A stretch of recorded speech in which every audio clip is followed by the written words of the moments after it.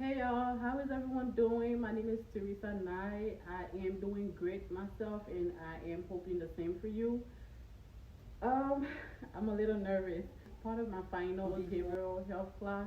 I am currently taking it at Glendale Community College, and the professor there, she's a very great professor, and I love her teaching. Although it's online, we don't really get to meet or really get to know each other, but she's a very great professor. So let's go ahead and get into what I have learned so far in the course. So, what is behavioral health? Behavioral has to do with the mind, the body, and how your eating habit, your exercise, your daily activity impacts your life. And so then comes in your mental health and your behavioral health. Those are two different things. So the behavioral health treatment is when different providers provide assistance to a client or an individual who is facing some mental illness or is on some substance abuse, and so they each have their own personal duties, and but they are all under the same category. So I'm going to talk a little bit about substance abuse. So substance abuse, what I learned is that it can get very addictive, and once you start, it's really hard to let go. And some people try to like use the substance to like tone down their depression mood or whatever mood they may be in, thinking that it's gonna assist them for the meanwhile, but really you are. Um, it's like you're poisoning yourself even more.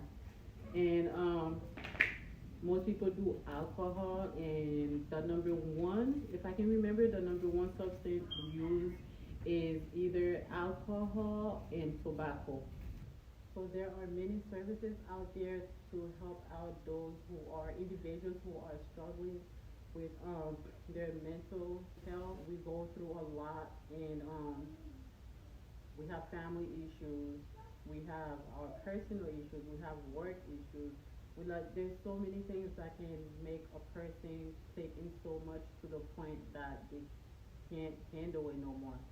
And so there are a lot of services out there, and the purpose for the behavioral health treatment is actually to help people with those mental illnesses. So let's talk about the four types of mental illness. So we have mood disorder, which is also depression and bipolar disorder. We have anxiety disorder, personality disorder, and schizophrenia. I can say this word. Those are the four main, and they are very, very harmful to a person. People do things, and we don't know why they do it, or ourselves. We all go through things, and there's only one reason, and the reason could be, you know, like I mentioned before, depression or um, substance abuse. So again, maybe I did not mention a lot of other things that I've learned because there was a lot, but to conclude, there the mental illness that were mentioned here are things to really take a look at because it has to do with our life. It impacts a lot of things that have to do with us or on how to be healthy, to avoid diseases. You need your sleep. You need a proper hygiene. You need we just need to take care of ourselves. And for those who are working in the field or planning on working in the field, I would recommend. I mean, it is a requirement to take the course anyway. So thank you guys for watching. As I said before, I might not have mentioned a lot of things that I learned in the course, but again, if you are going to take the course, I would recommend that you go with Professor Kathy.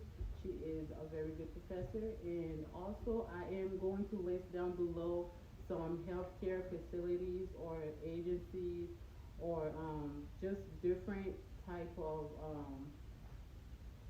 healthcare providers that can help you, or a family or someone you know that is going through the stages. And again, thank you for watching. And I'm not going to make any more videos about this, but have a good one.